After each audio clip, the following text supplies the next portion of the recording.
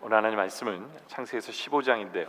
제가 봉독해서 읽기는 먼저 3절까지 먼저 읽도록 하겠습니다. 이후에 여호와의 말씀이 환상 중에 아브라함에게 임하여 이르시되 아브라함아 두려워하지 말라. 나는 내 방패요 너의 지극히 큰 상급이니라. 아브라함이 이르되 주 여호와여 무엇을 내게 주려고 주시려 하나이까. 나는 자식이 없사오니 나의 상속자는 이 다메섹 사람 엘리에셀이니이다.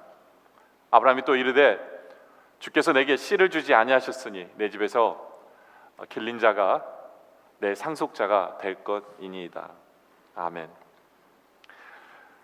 오늘과 다음 주에는 우리가 아브라함에 대해서 보려고 합니다. 특별히 오늘 여러분들과 나눌 것은 아브라함의 믿음을 한번 생각해 보려고 합니다. 첫째로 아브라함의 믿음은 말씀으로 힘을 얻는 믿음을 가지고 있는 사람이었다라는 거죠. 우리 신체에 이 바이오리듬이라는 게 있죠, 그렇죠? 대략 뭐 한 달 주기로 뭐 신체 리듬, 감정 리듬이 이렇게 어쩔 때는 상승세, 어쩔 때는 하강 곡선을 그리고, 그래서 상승일 때는 컨디션이 굉장히 좋고요, 또 아래쪽일 때는 컨디션이 안 좋고, 마치 산에 오를 때가 있으면 내리막이 있는 것처럼 운동 선수들도 그렇죠. 항상 컨디션이 좋은 건 아니에요. 슬럼프가 있어요. 근데 이제 그 사람이 좋은 선수인지 아닌지는 슬럼프를 얼마나 빨리 잘 이겨내느냐가 이제 그것을 통해서 알 수 있는데요. 신앙도 근데 있어요. 신앙도 이 업앤다운이 있는 것 같아요. 신앙도 컨디션이 좋을 때가 있고 또 슬럼프가 있는 데가 있는 것 같아요. 아브라함의 모습이 그렇습니다. 아브라함이 처음 가나안 땅을 출발했을 때는 굉장히 신앙이 좋았어요. 근데 가나안 땅에 와서 보니까 흉년이 졌거든요. 그래서 이제는 애굽으로 가버리죠. 그때는 신앙의 하강선을 그립니다. 이제 하나님의 은혜로 바울에게 이제 이 바로에게 아내를 뺏길 뻔했는 그런 상황도, 그때는 다 슬럼프 쪽이죠, 그렇죠? 그렇지만 이제 하나님의 은혜로 아내를 찾고 많은 재물을 얻어서 다시 가나안 땅에 들어왔을 때는 상승세죠. 근데 이제 이 물질 때문에 조카 롯과 헤어지게 되는, 그때는 다시 내려가고. 그러나 이제 집에서 그 트레이닝한 318명의 군사를 이끌고 그 롯을 포로로 잡아간 그 나라들과 전쟁을 해서 승리를 할 때는 다시 올라가죠. 그렇죠? 근데 이제 15장에 들어와서는 다시 하강세입니다. 슬럼프에 들어가요. 왜 슬럼프에 들어가느냐? 두 가지 이유인데요. 첫째는 두려움 때문에 그래요. 어떤 두려움이냐? 이 전쟁에서 이기긴 이겼어요. 근데 기습을 해서 이긴 거거든요. 이 군사의 수로 보면 318명밖에 없어요. 근데 그 연합군을 이긴 거예요. 연합군을 이기긴 이겼는데 돌아와서 보니까 걱정이 되는 거예요. 걱정이 돼요. 무슨 걱정이요? 적이 나를 원수를 갚으려고 쳐들어오면 어떡하지? 하는 두려움에 쌓인 거예요. 두려움에. 그래서 하나님께서 창세기 15장 1절에 보면 이런 말씀을 그에게 하시죠. 이후에 여호와의 말씀이 환상 중에 아브라함에게 임하시되 아브라함아 두려워하지 말아라 라고 말씀하시죠. 그러니까 아브라함은 두려움 속에 있었던 거 맞아요. 그렇죠? 신앙의 슬럼프로 지금 빠져가고 있는데 하나님께서는 그에게 나타나셔서 아브라함아 두려워하지 말아라 라고 말씀하세요. 그래서 두려워하고 있는 아브라함에게 하나님께서는 두 가지의 말씀을 주시죠. 나는 내 방패다. 또 하나는 너의 지극히 큰 상급이니라 라는 거예요. 그러니까 아브라함은 이 말씀을 보면 내 방패라는 이 말씀에 힘을 얻는 부분이 있고, 또 다른 거 하나는 큰 상급이라, 하나님이 나에게 상을 주시고 상급, 하나님 자체가 나에게 상급이시다라는 것이 두 가지의 답을 해결해 주는 부분인 것을 우리는 알아야 된다라는 것이죠. 여러분들, 우리는 하나님께서 우리에게도 아브라함에게 주셨던 말씀처럼 우리에게도 나는 내 방패다라고 말씀해 주세요. 이 방패라는 것은 싸울 때 아주 중요한 방어 수단입니다. 적들의 칼과 화살을 막아줍니다. 그러니까 하나님이 아브라함의 방패가 되어 주신다는 것은 하나님이 지켜주신다는 거예요. 실제로 하나님은 아브라함을 기근에서부터 지켜주셨고 애굽의 왕 바로의 손에서부터 하나님이 지켜주셨습니다. 그리고 왕국들과의 싸움 속에서도 하나님께서 아브라함의 생명과 재산을 지켜주셨어요. 그리고 이제도, 그리고 계속해서 하나님께서는 아브라함에게 내가 너의 방패가 되어줄 거야 라고 확신시켜 주십니다. 여러분들, 우리의 생명과 안전을 지켜주는 것은 세상 사람이나 세력이나 무기나 지혜나, 물론 이런 것도 필요하지만 충분하진 않아요. 왜냐하면 대적들은 우리보다 항상 더 강하고 언제든지 갑작스럽게 우리를 공격해 올 수 있기 때문에. 얼마 전에 시끄러웠던 바이러스 같은 경우에도 눈에 보이지도 않잖아요. 언제 여러분들을 무너뜨릴 수 있어요. 네.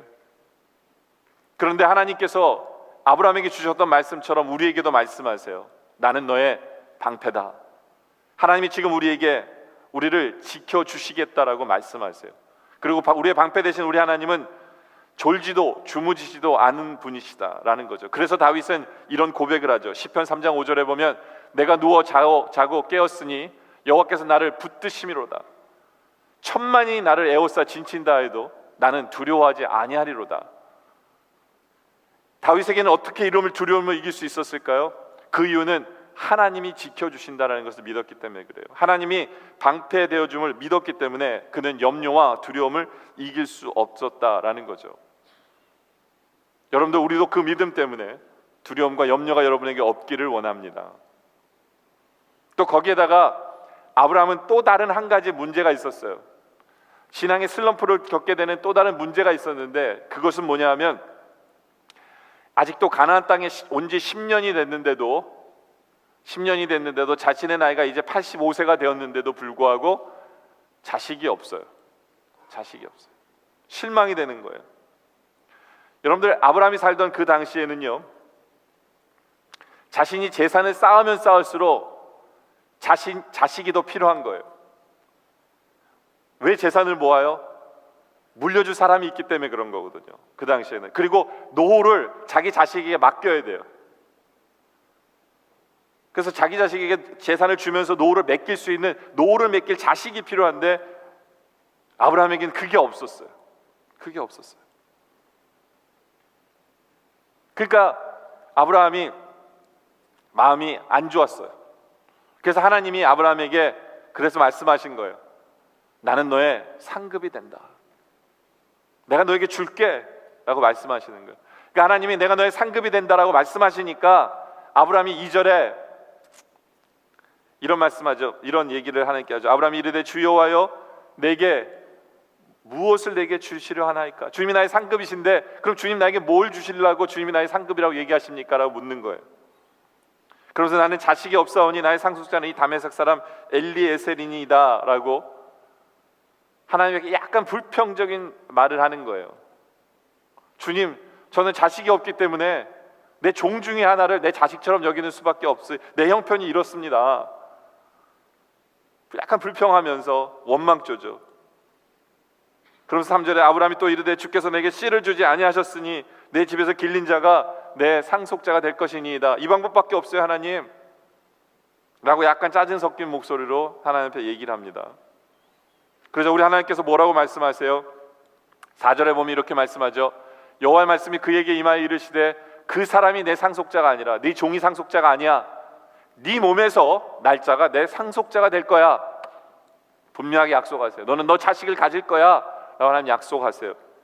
그래서 하나님이 증거로 뭘 보여주시냐면 5절에 그를 이끌고 밖으로 나가 이르시되 하늘을 우러러 뭇별을 셀 수 있나 보라. 또 그에게 이르시되 내 자손이 이와 같으리라 라고 갑자기 밑도 끝도 없이 하늘의 별을 보여주시면서 야, 네 자손이 이렇게 많을 거야 라고 얘기해 주세요. 지금 자식이 한 명도 없는데. 여러분 같았으면 어떠세요? 그 하늘을 보면서 수많은 별들을 하나님 보여주시면서 네 자식이 이렇게 많을 거야, 네 자손이 많을 거야 하면 힘이 납니까? 기운이 나세요?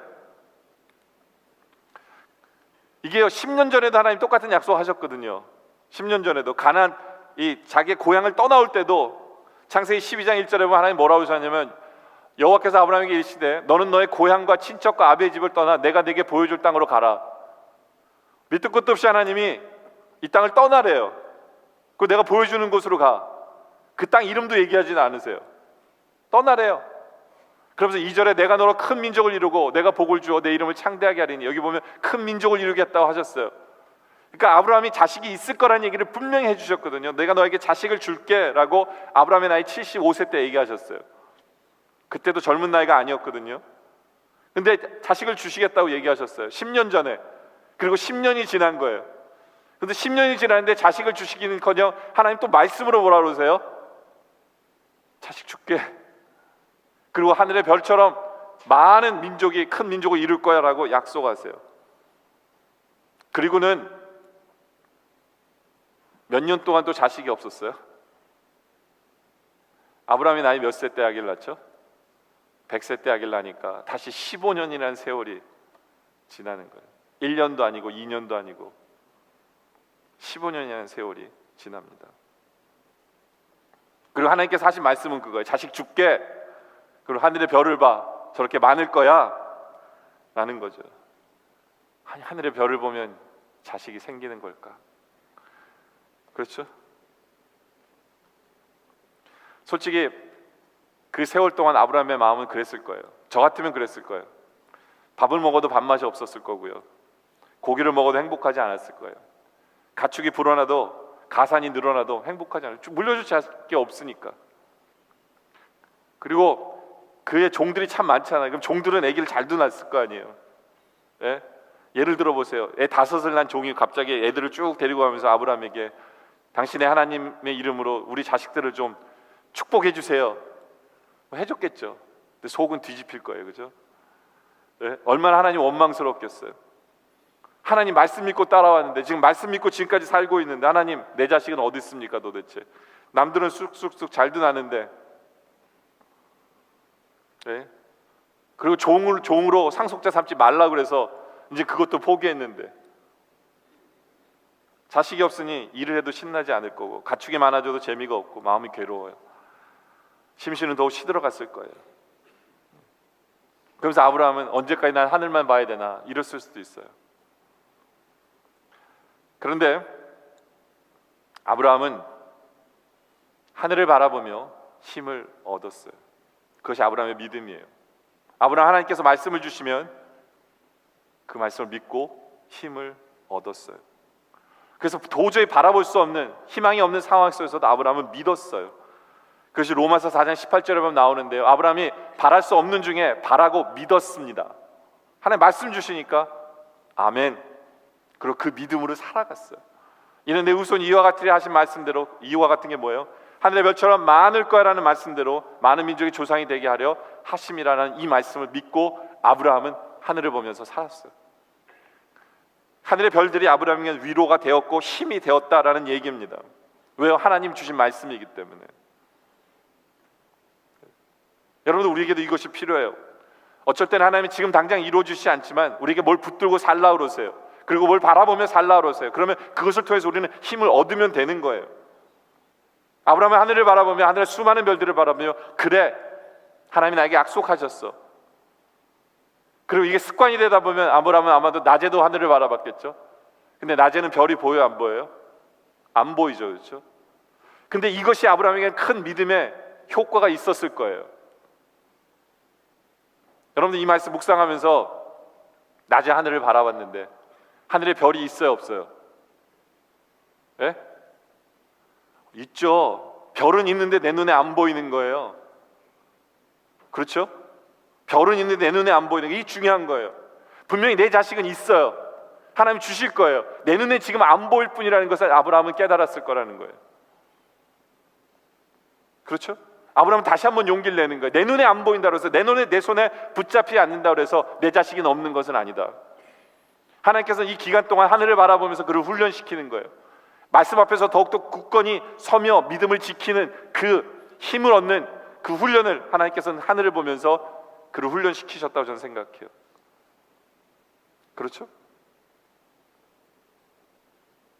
그래서 아브라함은 결국에는 100세에 아들을 얻게 되죠.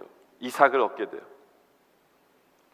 그 모든 슬픔과 괴로움, 기다림을 아들을 주심으로 말미암아 하나님께서는 기쁨으로 바꾸셨어요. 그리고 430년 뒤에는 이제는 무수한 자손들이, 출애굽하는 그때 엄청난 자손들이 결국에는 가나안 땅에 차지하게 되는 하나님의 약속을 이루시는 것을 우리에게 보여주죠. 여러분들, 이것은 단지 아브라함만의 이야기가 아닙니다. 이제 우리에게도 하나님 똑같은 말씀을 주세요. 내가 너의 방패가 되리라. 이것은 아브라함에게 주신 것뿐만 아니라 우리에게도 지금 주고 계신 말씀이에요. 우리의 상급이 되리라. 지금도 우리에게 주세요. 우리는 우리 아브라함처럼 질문해 봐야 돼요. 하나님, 나에게 무엇을 주시길 원하십니까? 하나님, 저에게 이게 정말 필요합니다. 아뢰세요. 하나님께서 여러분에게 지금 아브라함에게 똑같은 말씀을 주시고 계시기에 이제는 그 말씀을 붙들고 힘을 얻는다면 여러분의 막힌 길이 뚫릴 것이고 기적이 허락될 것이고 물질의 통로도 열릴 것이고 답답했던 심정을 웃게 하실 거고 우울증도 사라지게 하고 마음의 공고함을 풀어주실 것이고 없애주실 것이고 여러분의 괴로움을 씻어주실 것이고 이삭이라는 열매를 맺었던 것처럼 여러분들의 믿음의 열매를 하나님께서 맺게 해주실 것이다라는 거예요. 하나님께서 오늘 여러분에게 선포된 이 말씀을 통해 붙들고 힘을 얻는 여러분들이기를 원합니다. 두 번째로는 의롭게 여김을 받는 믿음을 아브라함은 소유했어요. 창세기 15장 6절에 보면 아브라함이 여호와를 믿으니 여호와께서 이를 그의 의로 여기셨다라고 얘기합니다. 믿으니 의로 여기셨다. 도대체 그러면 아브라함은 어떤 믿음을 가지고 있었기에 하나님께서 그의 믿음을 의로 여기셨을까요? 창세기 12장에 보면 하나님께서 내 고향을 떠나라 했을 때 아브라함은 하나님 앞에 자세히 묻지도 않았어요. 하나님 어떤 방향으로요? 가다가 뭐요? 이런 거 묻지도 않았어요. 네, 그러고 가요. 이게 믿음이에요. 하나님이 하라고 그러시니까 갈 바를 알지 못했지만 네, 그리고 고향을 떠납니다. 죄악의 도시, 과거, 옛날 생활 믿음으로 떠난 거예요. 그 믿음이었어요. 그 믿음. 믿었기 때문에 순종하는 거예요. 그렇죠? 믿었기 때문에 떠나는 거죠.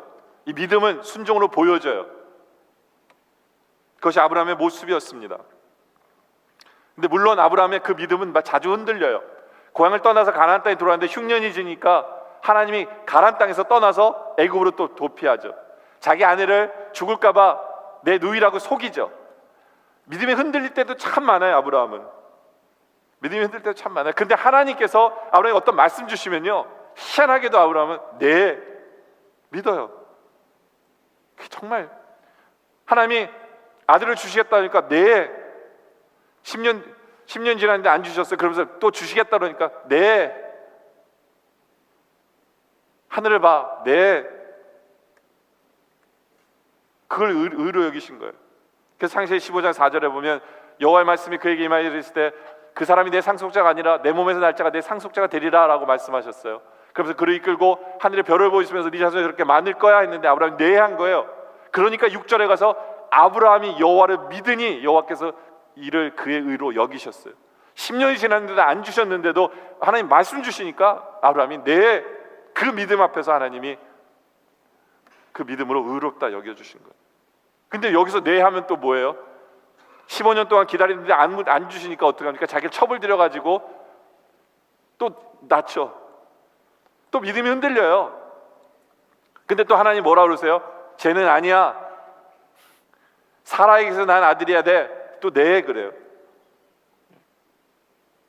그리고 25년 뒤에 다시 드디어 아들을 낳습니다. 그때도 하나님께서 과학적으로는 전혀 지금 사라의 모든 것이 다 신체적으로 가능하지 않는데 하나님께서 아들을 낳을까 그럴까? 또 믿어요. 그렇죠? 그래서 로마서 4장 19절에 보면 이런 말씀하죠. 그가 100세나 되어 자기 몸이 죽은 것 같고 사라의 태가 죽은 것 같음을 알고도 믿음이 약해지지 아니하였다라는 거예요. 과학적으로는 끝났어요. 인간의 지식이나 경험은 끝났어요. 근데 하나님이 그렇다고 하니까 네, 바로 이 믿음을 하나님께서 의롭다고 하신 거예요.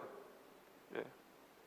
물론 아브라함은 중간중간에 가책은 있었을 거예요. 네 하면서도 나 중간에 흔들릴 텐데, 예전에도 수없이 많이 흔들렸잖아요. 그죠? 난 흔들릴 텐데, 그럼에도 불구하고 하나님 말씀 주시면 네 하는 것, 그 믿음, 그 믿음. 소돔과 전쟁, 고모라가 포로로 잡혀갔을 때 아브라함이 그들을 싸워서 이기고 돌아왔을 때 두려움 속에 있을 때 하나님이 두려워 말라 나는 내 방패다. 아브라함이 네, 그리고 두려워하지 않았어요. 그 믿음. 그렇죠? 여러분들, 우리 하나님께서는 우리에게도 같은 말씀을 하세요. 우리가 예수 그리스도를 믿으면 우리 하나님은 우리에게 의롭다라고 얘기하세요. 의롭게 여겨주세요. 우리가 중간중간에 흔들릴 수 있고, 중간중간에 좀 곁길로 나갈 수 있어요. 그렇지만 우리 하나님께서는 믿는 우리에게, 예수 그리스도를 믿는 우리에게 의로 여겨주시겠다는 약속이 벌써 이 안에 있는 거예요. 여러분들, 의라고 하는 것은 우리는 도덕적인 의를 생각해요. 근데 우리는 이룰 수 없어요. 그렇죠? 행위로 우리는 의롭다함을 얻을 수 없어요. 또 어떤 분은 그래요. 회개하면 의롭게 된다고. 맞아요. 우리가 스스로 회개하면 우리 죄를 씻어주세요. 그렇지만 결국에는 우리 죄를 보면 또 짓잖아요. 또 짓잖아요. 그걸로도, 회개로도 우리는 의롭게 되지 않아요. 오직 우리가 의롭게 될 수 있는 것은 오직 하나님의 사랑과 은혜와 긍휼과 하나님께서 우리를 의롭다 하심으로만 가능한 거예요. 이것이 굉장히 중요한 신학적인 원리예요. 굉장히 중요한, 우리가 꼭 기억해야 되는 거예요. 오늘날 우리 한국교회 성도들이 많은 부분에 있어서 개혁되어야 된다고 얘기를 합니다. 맞아요. 도덕적으로나 열정적으로나 기도도, 영성도 개혁되어야 되는 부분이 많지만 가장 중요한 것 중에 하나가 뭐냐면 우리는 복음이 개혁되어야 돼요. 복음이 제대로 서야 되는데, 복음 중에 가장 키포인트가 뭐냐? 우리가 예수 그리스도를 믿음으로 말미암아 우리가 의롭게 된다는 거예요. 우리 하나님께서 우리를 의롭게 여겨주신다는 거예요. 우리가 하나님께서 우리를 의롭다고 인정해 주신다는 거예요. 우리는 그것을 믿고 있느냐라는 거예요. 이것은 구약에서부터 나오는 얘기예요. 그래서 창세기 15장 6절이 굉장히 중요한 신학적인 요소예요.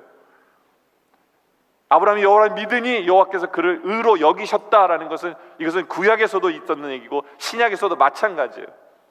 우리가 예수를 믿음으로 말미암아 우리는 의롭게 되는 거예요. 되는 거예요. 물론 의인은 하나도 없어요. 그러나 하나님이 우리를 의롭다고 하시는 거예요. 우리가 예수를 믿어진다고 해서 우리 행동이 더 선해지는 거 솔직히 아니에요. 여러분들 믿어서 알잖아요. 뭐 그렇게 기가 막히게 바뀌었습니까, 여러분들? 우리는 알아요. 특별히 달라진 것 같, 그러다 보니까 이렇게 우리가 고민해요. 특별히 달라진 것 같은데 아는데 난 천국 갈 수 있을까? 근데 우리가 천국 갈 수 있는 이유는 우리가 예수를 믿음으로 말미암아 하나님이 우리를 의롭다고 해 주셨기 때문에 갈 수 있는 거예요. 여러분들이 의로운 행동을 했기 때문에 가는 것이 아니라는 거예요. 마르틴 루터는 인간의 의로움을 두 종류로 얘기하는데, 첫째로는 실제적인 의로움이에요. 우리가 뭔가를 착한 일을 해서 의로움이다라고 얘기하는 거예요. 근데 그건 불가능한 건 알아요. 근데 두 번째 의로움은 법적인 용어의 의로움이에요. 하나님이 법정에서 너는 의로워라고 인정해 주시는 것, 그게 바로 우리예요. 하나님의 선물이에요. 하나님의 은혜예요. 우리는 그것을 믿고 사는 거예요. 우리를 의롭다고 하신 이는 하나님이세요. 이것에서 흔들려서는 안 돼요. 물론 세상 사람들이 여러분을 너는 예수 믿으면서 그런 것도 못하냐라고 할지도 몰라요. 그것이 우리를 흔들어서는 안 돼요. 또 반대로 내가 하나님 앞에 봉사했기 때문에, 내가 헌금했기 때문에, 내가 예배 드렸기 때문에 난 의로워, 그것도 안 돼요. 우리의 의로 의로워지는 것이 아니기 때문에. 그렇죠? 중요한 것은 사탄도 여러분을 흔들 수 없어요. 사탄도 여러분을 정죄할 수 없어요. 왜요? 하나님이 여러분을 의롭다 했기 때문에. 그게 우리의 모습이에요. 그래서 로마서 8장 33절에 보면 누가 능히 하나님께서 택하신 자들을 고발하리요 의롭다 하신 이는 하나님이시니, 하나님이 법정에서 너는 의로워라고 벌써 인정해 주셨고 지금부터 영원까지 너는 의로워라고 말씀해 주셨기 때문에 우리는 의롭습니다. 이것을 믿어야 돼요. 이것을 믿어야 돼요. 왜 이것을 믿어야 되느냐? 반대로 사탄은 여러분들을 자꾸 뭐라 하냐면 너는 죄인이야, 너는 아무것도 못해, 여러분들 그렇게 데피니션을 여러분에게 주므로 말미암아 여러분들을 죄인의 길에서 못 벗어나게 만들려고 하는 게 사탄이에요. 그러나 하나님께서는 우리는 너는 의롭다고 얘기하시면 주심으로 말미암아 우리가 누구인지를 정의해 주심으로 말미암아 정말 우리가 하나님의 뜻에 순종하며 나아갈 수 있는 삶을 살게 하기 위해서 그 은혜를 우리에게 주시는 거예요. 먼저 그래서 믿는 믿음이 그래서 굉장히 중요해요. 그 은혜를 경험하고 그것을 믿는 성도들은 아무렇게나 살지 않아요. 왜요? 나는 의롭다고 믿기 때문에 의로운 길을 선택해서 가게 될 수밖에 없어요. 그렇기 때문에 우리가 그것을 믿는 믿음은 중요합니다. 세상의 어느 것도 우리를 흔들 수 없도록 해야 돼요. 구원의 확신도 마찬가지예요. 왜 우리가 구원의 확신을 갖게 돼요? 예수 그리스도를 믿음으로 말미암아, 내 행위가 아니라 믿음으로 말미암아 나는 의롭게 됐기 때문에 천국 가는 거예요. 그거는 예수를 믿는 순간 영원히 변하지 않는 사건이 되는 거예요. 내가 의로워진 것이. 그때 우리는 구원의 확신을 얘기하는 거거든요. 바로 이러한 확신 가운데, 확실한 믿음 가운데 거할 때 우리는 능히 성화의 길을 걸어가게 되고 우리는 흔들리지 않게 되기 때문에 바로 이 믿음이 여러분에게 있기를 원합니다. 예수를 믿음으로 말미암아 나는 의로워졌어 라는 이 확신이 여러분의 고백이기를 원합니다. 세 번째로는 응답받는 예배를 드리는 믿음이에요. 하나님께서는 자식이 없어 괴로운 아브라함에게 하늘의 별을 바라보라 하셨죠. 그렇죠? 아까도 말씀드린 대로. 근데 이제 그 이스라엘의 전승에 의하면 랍비들이 사람들을 가르칠 때 미드라시라는 그 책에서 이제 가르치는데, 뭐 성경에 나온 얘기인지는 아니지만 이런 얘기가 있어요. 별을 바라보라 그랬더니 아브라함이 처음에는 한 별을 바라봤어요. 그리고 그 한 별은 자기를 얘기하는 거겠죠. 그리고는 별 두 개를 바라봤어요. 그거는 자기와 사라를 얘기하는 거겠죠. 그리고는 세 별을 바라봤어요. 그거는 이삭을 얘기하는 거겠죠. 그렇죠? 그리고는 아브라함이 12별을 바라봤어요. 12지파를 얘기하는 거겠죠. 그리고는 아브라함이 70명을 바라봤어요. 그것은 애굽으로 들어간 70명의 사람들을 바라봤죠. 그리고는 수많은 별들을 바라봤다라고 가르쳐요. 랍비들이. 진짜인지 아닌지 모르지만, 네. 그러면서 아브라함은 그것을 통해서 믿음을 가졌다라고 얘기해요. 그런데 그러면서 하나님께서 아브라함에게 이전에 주셨던 말씀을 또 주시는 말씀이 한 가지가 더 있으셨어요. 그게 뭐냐면 7절의 말씀이에요. 또 그에게 이르시되 나는 이 땅을 내게 주어 소유를 삼게 하려고 너를 갈대아 우르에서 이끌어낸 여호와니라. 엄청나게 큰 가나안 땅을 하나님께서 약속하시면서 내가 이 땅 너에게 주려고 너를 고향에서 떠나라고 한 거야. 이 땅 너에게 줄게 라고 얘기하셨어요.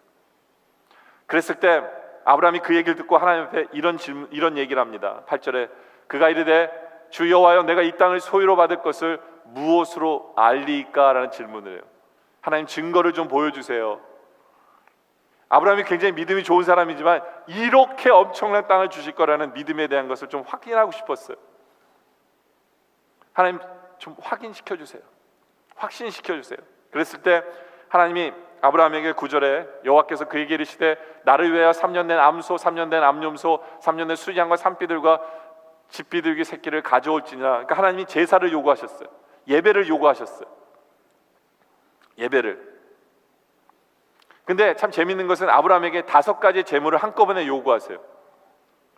보통 일반 이스라엘 백성들이 제사를 드릴 때에는 하나씩 가져와서 드렸거든요. 암소 아니면 뭐 숫양 뭐 아니면 산비둘기. 근데 이게 뭐에 의해서 결정이 돼요? 누가 암소를 하나님께 드릴까요? 누가 산비둘기 드릴까요? 뭐에 의해서 결정이 되는 거예요? 이게 얼마나 돈을 갖고 있는 사람에 따라서 결정이 되는 거예요. 그게 이제 레위기에 보면 나오죠. 레위기 5장 6절에 보면 그 잘못으로 말미암아 여호와께 속죄를 드릴 때 양떼 암컷이나 어린 양이나 염소를 끌어다가 속죄를 드릴 것이요 제사는 그의 허물을 위해 속죄할지니라. 근데 만약 그의 힘이 어린 양을 바치는데 미치지 못하면, 힘이라는 건 돈이 없으면, 어린 양을 살 돈이 없으면 어떡하라고요? 그가 지은 죄를 속죄하기 위해서 산비둘기 2마리를 갖고 집비둘기 새끼 2마리를 여호와께 가져오되. 그러니까 집에 비둘기를 키우면 좋은데 비둘기 살 돈도 없으면 뭘 갖고 와요? 산에 가서 뭐 잡으라고요?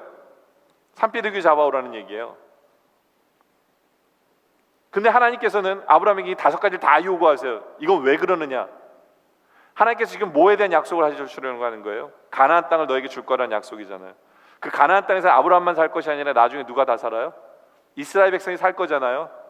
그러니까 하나님께서는 아브라함에게 5가지를 요구하시는 것은 뭐냐면 너는 이스라엘 백성을 대표해서 신분고하를 막론하고 그가 부자든 그가 잘 사는 사람이든 그가 가난하든 그게 중류층이든 모든 사람을 대표해서 너는 나에게 제사를 드리라는 거예요. 너는 나에게 예배를 드리라 라는 거죠. 그러니까 하나님 그걸 요구하시는 거예요. 대표적인 자격으로. 그리고 특별히 이 잡는 거는 좀 특별해요. 왜냐하면 고대 근동 때는, 그 당시에는 어떤 언약을 체결할 때는 짐승을 잡아가지고 어떻게 하냐면 이렇게 짐승을 반을 쪼개가지고 이렇게 펼쳐놔요. 이렇게. 그러니까 여기 보면 암양, 뭐 암염소, 숫양, 그러니까 암소, 뭐 이렇게 짐승을 5가지를 이제 산비둘기, 집비둘기 이렇게 다 쪼개놨겠죠, 그렇죠? 이렇게 쪼개놔요. 왜 쪼개놓냐면 보통 사람과 약속을 할 때도 짐승 한 마리를 잡아서 어떻게 하냐면 사람끼리 약속할 때도 짐승 한 마리를 잡아가지고 쪼개놓고 서로가 그 사이를 이렇게 지나가요. 이게 지금으로 말하면 사인하는 거랑 똑같은 거예요. 근데 이 사인보다 더 무서운 거예요, 그게. 왜냐하면 그 의미가 뭐냐면 내가 이 약속을 지키면 내 반쪽이 쪼개져도 상관없다는 얘기예요. 그런 의미예요. 그러니까 내 목숨을 걸고 지키겠다는 약속의 시간이거든요. 그거를 지금 하나님께서 해주시는 거예요. 짐승을 5마리를 이렇게 쪼개가지고 쪼개놓으니까 하나님께서 어떻게 합니까? 17절에 보니까 해가 져서 어두울 때 연기나는 화로가 보이며 타는 횃불이 쪼갠 고기 사이로 지나더라. 여기서 하나님의 임재의 상징인 그 불이 지나는 거예요. 그 사이로 싹 지난 거예요. 근데 이 언약 체결이 굉장히 재밌는 게 뭐냐면 보통은 쌍방이 왔다 갔다 해야 돼요. 아브라함도 왔다 갔다 해야 되는데 아브라함은 왔다 갈 필요가 없는 거예요. 왜요? 이것은 하나님이 해주시겠다는 거예요.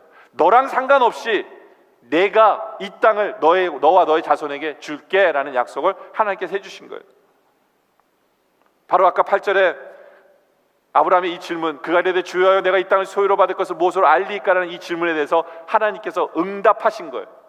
응답하신 거예요. 이 예배를 통해서, 이 시간을 통해서 하나님이 응답하신 거예요. 내가 맹세코, 내가 확실하게 내가 줄게 라고 얘기하신 거죠. 여러분들, 하나님이 약속하시면 될 수밖에 없는 거잖아요. 우리 하나님이 작정하시면 될 수밖에 없는 거예요. 우리 하나님께서는 히브리서 6장 14절에 보면 이르시되 내가 반드시 너에게 복을 주고 복 주며 너로 번성하게 하고 번성하게 하리라. 이것이 우리 하나님의 우리를 향한 마음이기도 해요. 우리 하나님이 작정하신 바예요. 하나님 뜻하시면 아무것도 막을 수 없어요. 옛 동양에서 그런 말 있죠. 하늘의 뜻을 거스릴 수는 없다. 맞아요. 하나님이 결정한 일은 될 수밖에 없어요. 그 응답을 하나님께서 이 예배를 통해서 아브라함에게 해 주신 거예요. 해 주신 거예요. 저는 한 가지 바람이 있다면 이 예배를 통해서 여러분들이 응답받는 예배를 드리기를 원합니다. 여러분들이 주중에 살아오면서 어떤 고민이나 어떤 질문이나 아니면 말씀을 묵상하는 건데 하나님 이 말씀 주셨는데 이 말씀에 대한 답이 뭡니까? 이 말씀 어떻게 하려고 나에게 주시는 겁니까? 이러한 질문이나 응답받아야 될 부분이 있다면 여러분들이 이 예배를 통해서 응답받는 시간, 아브라함처럼 하나님으로부터 응답받는 시간이 바로 이 예배이기를 원해요. 그런 예배자가 되는 여러분들이길 원합니다. 그래서 우리가 아까 그래서 그렇게 인사했잖아요.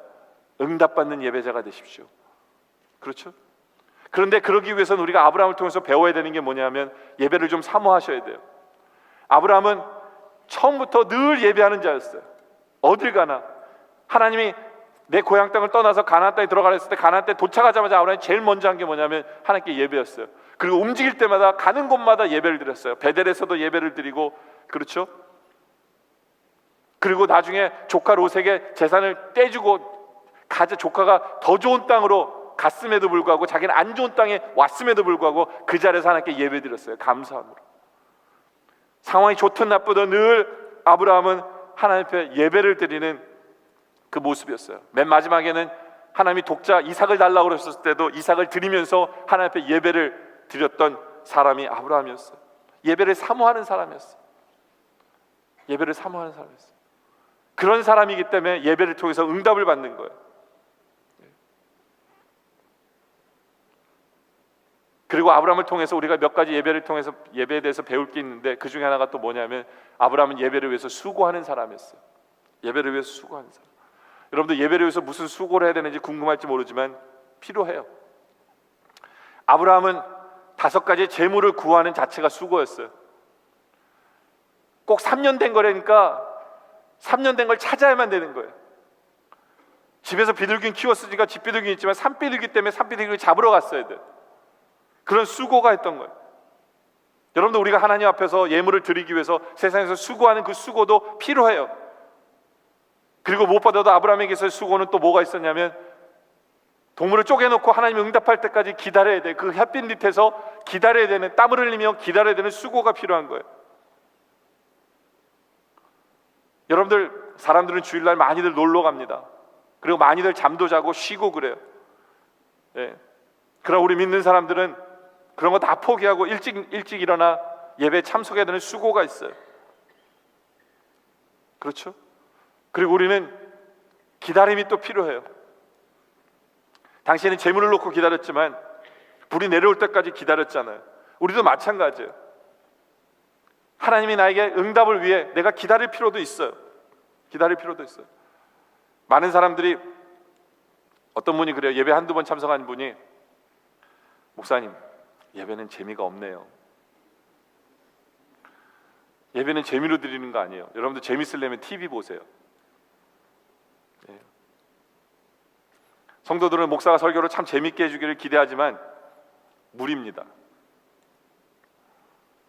설교학 시간에 뭐라고 얘기하는 줄 아세요? 목사가 1년에 서너 번 설교 잘하면 그게 정상이라고 얘기해요. 그러니까 여러분들이 목사 설교 잘할 날을 위해서 좀 기다릴 필요도 있어요. 기다림의 필요가 있어요. 그리고 하나님이 여러분에게 은혜를 주시기 위해서 예배는 기다림이에요. 정말 금방 불이 내려와 재물을 확 태우면 얼마나 좋겠어요. 아니에요. 예배는 기다림이 필요해요. 기다림이 필요해요. 인내와 수고가 필요해요. 그게 예배예요. 그게 예배예요. 또 예배에 따르는 시험이 있어요. 11절에 보니까 솔개가 그 사체 위에 내릴 때는 아브라함이 쫓았더라. 왜냐하면 피가 있으니까, 예? 솔개나 이런 것들이 짐승에 내려오는 거예요. 그러니까 아브라함은 쉬지도 못해요. 기다리는 것도 쉬는 게 아니에요. 그 솔개를 쫓아야 돼. 안 그래도 덥고 지루한데 정신 바싹 차리고 솔개를 쫓아야 돼요. 여러분들, 우리가 예배자로서 우리에게도 그런 수많은 솔개 같은 시험들이 많아요. 그렇죠? 때마침 손님이 찾아온다든가, 놀러 갈 일이 생긴다든가, 예? 갑자기 뭐 골프에 유혹이 잡힌다든가, 예? 자꾸 마음이 쓰여요. 솔깃합니다. 어떤 사람은 안 가고도 예배 내내 갔으면 좋았을걸, 그런 솔개를, 예? 솔깃하는 거예요. 이런 거 다 쫓아야 돼요. 모든 이벤트들이 하필이면 주일날 일어나는 일들이 많아요. 예전에도 월드컵 축구 주일날 딱 예배드리는 시간에 일어나가지고 막 솔깃했는데, 네. 그리고 또 다른 솔개 같은 그런 시험이 뭐냐면 잠이에요. 잠. 아브라함도 잠이 문제였어요. 12절에 보니까 해질 때 아브라함에게 깊은 잠이 임하고 큰 흑암과 두려움이 그에게 임하였더니, 그렇죠? 네. 여러분들 예배 시간에 이 잠 오는 것도 죽을 맛이에요. 그렇죠? 네. 정말 이 잠은 인정사정 없어요. 체면도 없어요. 그냥 한번 오기 시작하면 뭐 컨트롤이 안 돼요. 오죽하면 설교 듣다가 창문에 떨어져 죽은 사람도 있을 거예요. 그렇죠? 시험이에요. 그러니까 우리는 이 모든 것을 이기기 위한 수고가 필요한 거예요. 그 시험을 이겨야 된다는 거예요. 중요한 것은 결국에는 인내의 결실을 주시는 거예요. 이게 세 번째. 하나님 반드시 응답하세요. 기다리면 소식이 옵니다. 결실이 있어요. 17절에 해가 져서 어두울 때에 연기나는 화로가 보이며 타는 횃불이 쪼갠 고기 사이로 지나더라. 드디어 응답이 오는 거죠. 응답이. 하나님께서 답을 주신 거예요. 물론 아브라함은 살아생전에 그 모든 가나안 땅을, 약속의 땅을 다 소유하진 않았어요. 근데 아브라함에게 있어서는 이 응답만으로 충분했어요. 여러분들, 우리는 알아야 돼요. 예배를 드린다고 해서 다 받아지는 게 아니에요. 세상에는 형식적인 예배가 정말로 많아요. 형식적 기도도 정말 많아요. 응답 없는 기도는 주문에 불과한 거거든요. 밤새워 기도해도 하나님 받으시면 밤새운 기도, 금식하는 기도, 눈물의 기도 아무 소용없어요. 염불에 불과한 거예요. 근데 중요한 건요, 그 응답이 언제 이루어지는지 아세요? 마지막에 가서 이루어져요. 마지막에 응답하세요. 그래서 어떤 사람은 예배의 생명은 맨 나중에 축도에 있다라고 얘기하는 사람이 있어요. 예. 언제 하나님이 응답하실지 모르는 거예요. 중간에 가버리면 안 돼요. 중간에 포기해서는 안 돼요. 저는 우리 영락의 성도들, 이 자리에 함께 여러분들이 응답받는 예배를 드리는 성도들이길 원해요. 그러기 위해서 예배를 중요하게 좀 여기세요. 요즘에는 예배 경시 사상 같은 게 있어요. 그런 풍토가 있어요. 예배 드려서 뭐해? 예배 드려 왔다 가면 되지. 예배에 대한 사모함도 간절함도 없어요. 그러다 보니까 우리의 마음은 점점 떠나서 세상의 돈이나 세상의 현실 속에서 집착하게 돼버려요. 그러면 여러분들 그거 아세요? 여러분의 심령이 갈수록 메말라가는 것을 느낄 수 있어요. 모를 수 없어요. 예배를 사모하지 아니하고 예배를 통해서 응답받지 않고 예배를 통해서 은혜 받지 않으면 여러분은 메말라갈 수밖에 없고 결국에는 쓰러질 수밖에 없어요. 그게 예배예요. 반대로 예배를 통해서 은혜 받고 예배를 통해서 응답받는 것은 이거 우리 인생의 최고의 복이에요. 바로 아브라함이 누렸던 그 복, 바로 여러분들이 누리시기를 원합니다. 이제 말씀의 결론을 내리죠. 요즘에는 여러분들 어떤 말씀에 힘을 얻고 계세요? 두려워하는데 하나님이 여러분에게 어떤 말씀을 주십니까? 여러분들이 원하는 것이 있을 때 하나님이 어떤 말씀을 주세요? 그 말씀 때문에 힘을 얻고 계십니까? 그것이 여러분의 모습이기를 원해요. 여러분들이 예수를 믿기 때문에 하나님께서 의롭다 하심을 믿고 의로운 자처럼 살고 계세요? 그 은혜로 살고 계십니까? 구원의 확신을 가지고 살고 계세요? 우리의 예배는 오늘도 하나님께서 응답해 주고 계십니까? 여러분의 예배는 하나님을 위해서 시험을 이기고 수고하며 예배를 사모하며 형식적인 것이 아니라 예배를 사모하며 나오셔서 예배를 드리고 계십니까? 여러분들 아브라함처럼 우리도 우리의 믿음이 중간중간 흔들릴 수도 있어요. 그렇지만 그때마다 다시 한 번 더 주님을 바라보고 다시 한 번 더 주님 앞에 나오고 주님 앞에 서며 주께서 주신 말씀 앞에서 오케이 주님 다시 시작합니다, 믿습니다, 이러고 나오세요. 이제 여러분의 믿음은 그냥 형식적인 믿음이 아니라 응답받는 믿음, 힘을 얻는 믿음, 그리고 확신 가운데서는 그러한 예배자, 그러한 믿음의 성도들 되어지시기를 주님의 이름으로 축원합니다. 기도드리겠습니다. 아버지 하나님 감사합니다. 우리가 두려워할 때 나는 너의 방패가 되어 주신다고 말씀해 주셨고, 우리가 원하는 게 있고 이루어지지 않아서 좌절하고 포기하고 힘들어할 때 나는 너의 상급이 되어 주신다고 약속해 주시면서 우리의 필요를 채워주시고 우리에게 힘주시고 막힌 길을 열어주시는 하나님이시기에 감사드립니다. 아버지 하나님, 우리는 부족하지만 예수 그리스도를 믿음으로 말미암아 우리를 의롭다라고 해주시고 의롭게 여겨주시고 의롭다라고 말씀해 주시면 감사합니다. 우리가 이 믿음 가지고 그 은혜 때문에 더욱더 의로운 삶을, 순종하는 삶을 살아가는 우리의 모습 되게 하여 주시옵소서. 우리로 예배드리게 하시며 감사합니다. 시험을 이기고 이 자리에 나와 주님을 예배하게 하시며 감사합니다. 예배를 사모하게 하여 주시옵소서. 예배를 위해 수고하게 하여 주시옵소서. 그리고 예배를 위해 기다리게 하여 주시옵소서. 결국 우리 예배를 응답하시고 기뻐 받아주시는 주님을 만나게 하여 주시옵소서. 예배자로서의 복을 누리는 삶이 되게 하여 주시옵소서. 그래야 세상에 하나님 믿는 것이 얼마나 좋은지를 알리는 그러한 성도의 삶을 살아가게 하여 주시옵소서. 주님만 바라봅니다. 주님만 의지합니다. 주님만 따라갑니다. 주만 붙듭니다. 주님, 주의 임재를 우리 삶 가운데 나타내 보여 주시옵소서. 예수님의 이름으로 기도드립니다. 아멘.